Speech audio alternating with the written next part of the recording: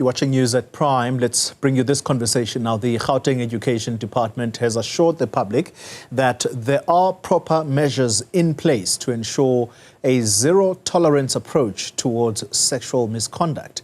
This follows the Democratic Alliance's revelation that MEC Chiloane admitted at the provincial legislature that 9 out of 12 teachers with criminal records for sexual offences remain employed in schools.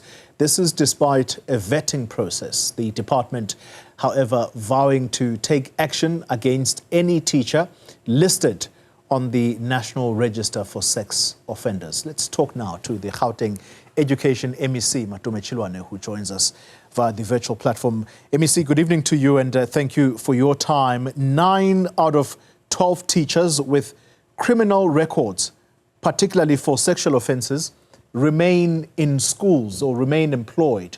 How is this possible? Thank you. Good evening to you and good evening to your viewers.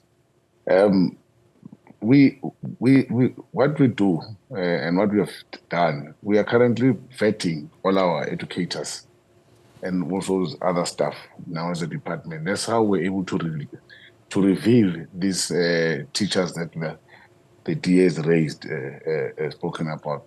So what we further did then, obviously, we then pulled them out of their workstation. They are no longer at schools.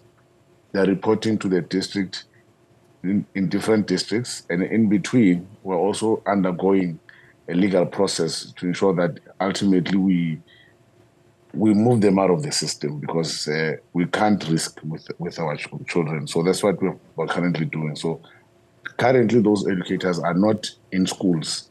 They're reporting to the district, and we're just within the legal parameters.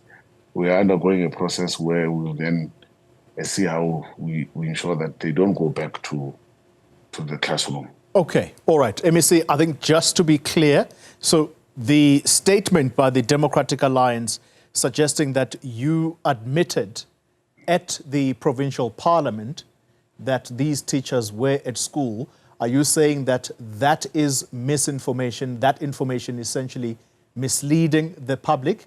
And if that is the case, why are they reporting at the district? Is it because they are going through, they're undergoing disciplinary measures of sorts?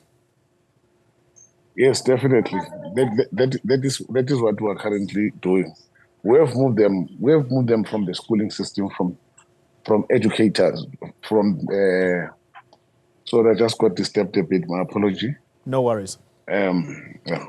We have removed these educators from schools immediately.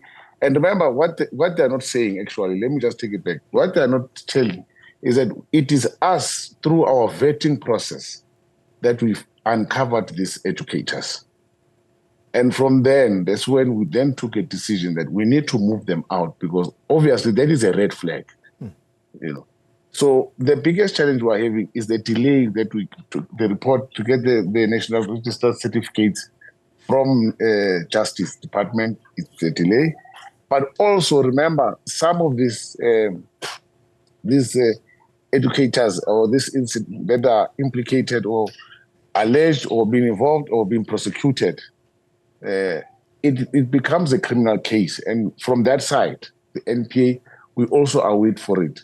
So there are those that have been accused, they're undergoing court, and even those ones, we remove them immediately. Yeah. So every time there's a sign, when you know that this teacher has been implicated, accused of any sexual misconduct, we remove them immediately from from their workstation.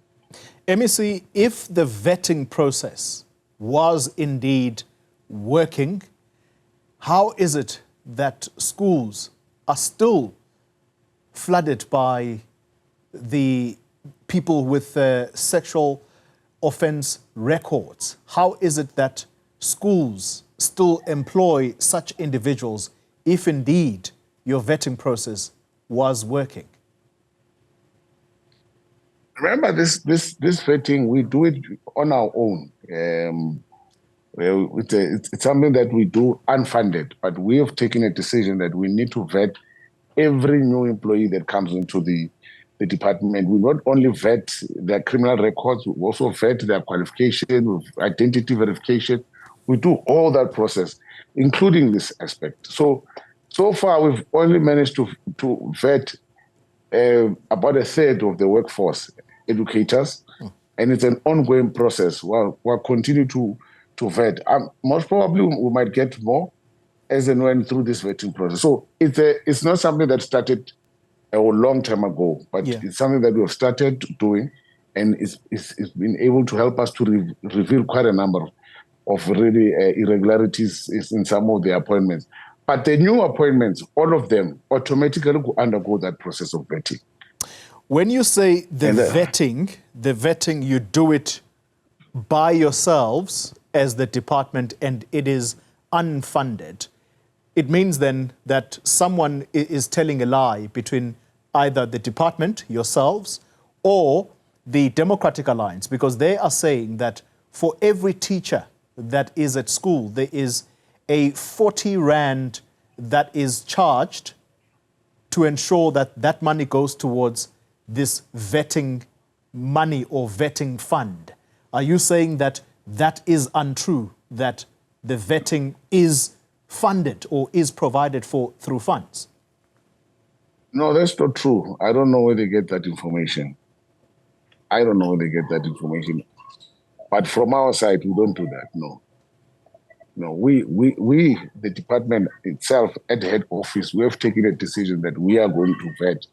And this is a process that we have begun to do. Yeah. And it's been very effective because it helped us to uncover these individuals who would not have uncovered them if we had not put them through that particular process. The biggest challenge that we're also having, in some instances, you find that it's unions that they come in, but you can't just vet educators or employees at a go. You know, there needs to be a particular process. But since we've managed to sit down with them and we've agreed that for the interest and safety of our kids, let every single employee that works with our children be vetted. Okay. So we've managed to find consensus with that. Let's quickly deal with this then. Once the individuals who have been identified by your system as being sex offenders, essentially pedophiles, because these people are preying on children, what is the mechanism that exists right now to ensure that they don't move, say, from Johannesburg to Tshwane to Ekurhuleni and find jobs there beyond removing their profile on the PERSOL system of government? Is there any other way to make sure that they are completely blocked from ever getting a job in the education space? Of course, once we've had you and we find this, obviously we're going to take you through a legal process. Ultimately, is to take you out, is to dismiss.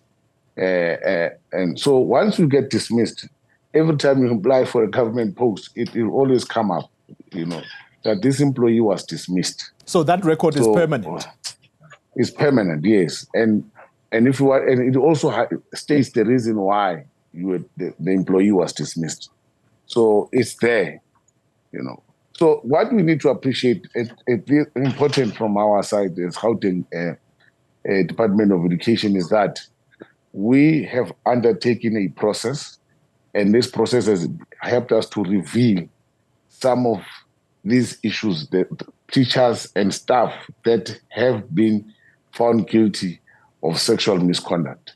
Okay. So yes, and that is the good part about it. But also other things of course, criminal records. We're able to uncover those with criminal record, and for different types of criminal records, offences. Finally, MEC, how many teachers right now in the entire Gauteng province are accused of crimes of a sexual nature directed towards children? Because there are many of these cases. Children get impregnated and you find that a school teacher is the father of the child. How many of such teachers exist in your system in Gauteng? those, for instance, who are accused and the teacher is the father with a learner, we dismiss you. Automatically, we just take you. We act very swiftly. Those that have been accused, we move them out of the system to report to the district because it's a criminal offense. You know, it's a criminal matter. The police, NPA are dealing with it. But also, we also initiate a process internally at the same time. So in terms of numbers, because we've been removing them, I don't have the full number, but we currently are doing an assessment. The only ones that we have now that I've spoken to are just 12. That includes, it's not even teachers alone, it was teachers as well as the general staff in schools that we have uncovered within these 12. But however, as soon as we get those individuals, immediately we pick up that this individual has been accused. For instance, recently, one of our top performing schools has been plagued by this particular challenge where a teacher has been accused of raping a learner. We've removed that teacher. And in the very same school, we've also had an incident where a teacher is accused of impregnating a learner. That teacher as well is out. So we are very decisive whenever these issues come up. All right. So as to for the time frame, how many? For now, let's stick to the 12. But I'm sure, as and when we are currently undertaking this process, much more are going to come up. Very quickly, MEC, once you have found that a teacher either has impregnated a learner or has raped a child in a school environment, do you also refer those cases to the NPA? Do you involve the criminal justice system apart from dismissing them from the school? No, definitely, of course. We cooperate with the NPA, of course, for evidence, for any type of support they need to ensure that those that are accused are really prosecuted. Yes, we do.